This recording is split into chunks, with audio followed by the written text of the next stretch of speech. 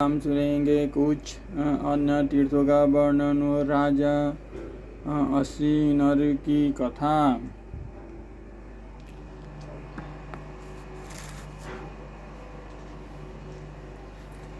लोमस जी ने बोले, राजन यह विनाशन तीर्थ है, यहाँ सरस्वती नदी अदृश्य हो जाती है। यह स्नान निषाद देश का द्वार है। यहाँ इस विचार से कि निषाद लोग मुझे ना देखें, सरस्वती भूमि में समा गई है। इसके आगे यह चमसोद्वेद नामक स्थान है, जहाँ सरस्वती फिर प्रकट हो जाती है और जहाँ इसमें समुद्र में मिलने वाली सब पवित्र नदियाँ मिल जाती है। यह सिंधु नदी का बहुत बड़ा तीर्थ स्थान है। इसी जगह अगस्त्य जी से समागम होने पर लोपामुद्रा ने उन्हें पति रूप से वरण किया था। यह विष्णुपद नामक पवित्र तीर्थ दिखाई दे रहा है और यह निपास नाम की परम पवित्र नदी है। हे शत्रुदमन, यह सबसे पवित्र काश्मीर मंडल है। यहाँ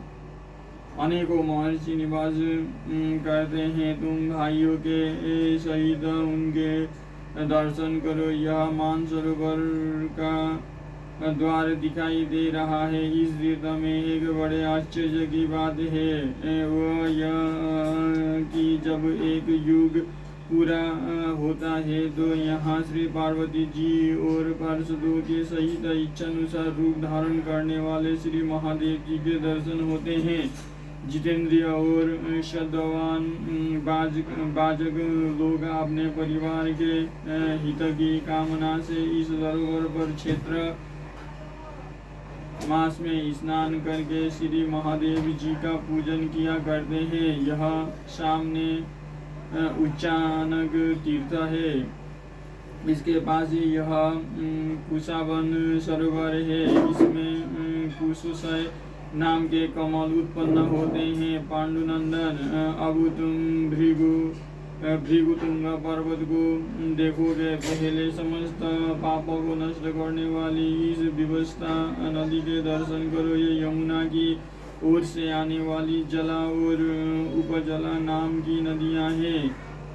इन्हीं के तट पर यज्ञ अनुष्ठान करके राजा उसीनद इंद्र से भी बढ़ गए थे। राजन, एक बार इंद्र और अग्नि उनकी परीक्षा करने के लिए आए। इंद्र ने बाजिका और अग्नि ने कबूतर का रूप धारण किया। इस प्रकार हुए यज्ञशाला में महाराज नर के पास पहुँचे। तब बाज के भय से डर कर कबूतर अपनी रक्षा के लिए राजा की गोदी में छिप गया। तब बाज ने कहा, राजन, समस्त राजागण केवल आपको ही धर्मात्मा बताते हैं और आप यह संपूर्ण धर्मों से विरुद्ध कर्म कैसे करना चाहते हैं। मैं भूखे से मर रहा हूँ और यह कबूतर मेरा आहार है। आप धर्म के लोग उसे इसकी रक्षा न करें। राजा ने कहा, महापक्षी ने, यह पक्षी तुमसे डर कर भयभीत हुआ अपने प्राण बचाने के लिए मेरी शरण में आया है। इसने अभय पाने के लिए ही मेरा आश्रय लिया है। यदि मैं इसे तुम्हारे चंगुल में ना पड़ने दूं तो इसमें तुम्हें धर्म क्यों नहीं जान पड़ता। देखो, यह घबराहट के मारे कैसा काँप रहा है। इसने प्राणों की रक्षा के लिए ही मेरी शरण तकी है। ऐसी स्थिति में इसे त्यागना तो बड़ी बुराई की बात है। जो पुरुष ब्राह्मणों की हत्या करता है, जो जगत माता गो का वध करता है और जो शरणगतों को त्यागता है, उन तीनों को समान पाप लगता है। बाज बोला, राजन, सब प्राणी आहार से ही उत्पन्न होते हैं और आहार से ही उनकी वृद्धि होती है तथा आहार से ही वे जीवित रहते हैं। जिस धन को त्याग ना अत्यंत कठिन माना जाता है, उसके बिना भी मनुष्य बहुत दिनों तक जीवित रह सकता है, किंतु भोजन को त्याग कर कोई भी अधिक समय तक नहीं टिक सकता। आज आपने मुझे भोजन से वंचित कर दिया है,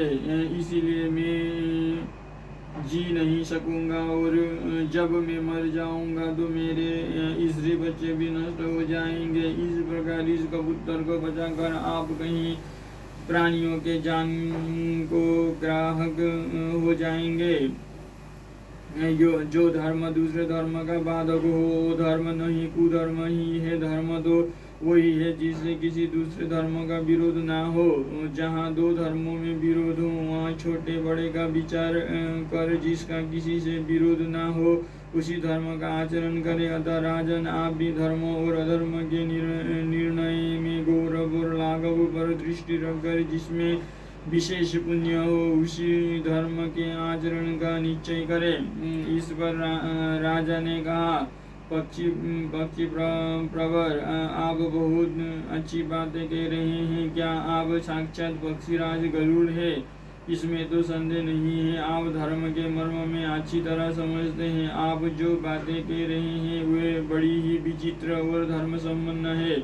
मैं यह भी देखता हूँ कि ऐसी कोई बात नहीं है जो आपको मालूम ना हो, किंतु शरणार्थियों के परित्याग को आप कैसे अच्छा मानते हैं? पक्षीवर, आपका यह सारा प्रयत्न आहार के लिए ही जान पड़ता है, सो आपको आहार तो इससे भी अधिक दिया जा सकता है। लीजिए, मैं आपको शिबी प्रदेश का समृद्धिशाली राज्य देता हूँ और भी आपको जिस वस्तु की इच्छा हो वो मैं दे सकता हूँ, किंतु इस शरण में आए हुए पक्षियों को नहीं त्याग सकता।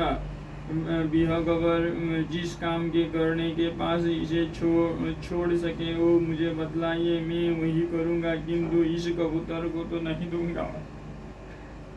बाज बोला, निपावर, यदि आपका इस कबूतर पर स्नेह हो तो इसी के बराबर अपना मांस काट कर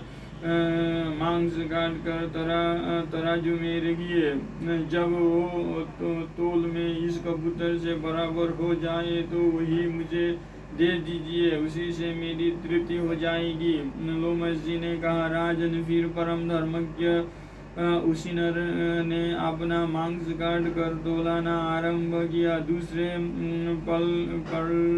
पलड़े में रखा हुआ कबूतर उनके मांस से भारी हो निकला तो उन्होंने फिर अपना मांस काट कर रखा। इस प्रकार कई बार करने पर भी जब मांस कबूतर के बराबर ना हुआ तो वो स्वयं ही तराजू में बैठ गए। यह देखकर बाज बोला, हे धर्मज्ञ, मैं इंद्र हूँ और ये अग्निदेव है। हम आपकी धर्मनिष्ठा की परीक्षा लेने के लिए ही आपकी यज्ञशाला में आए थे।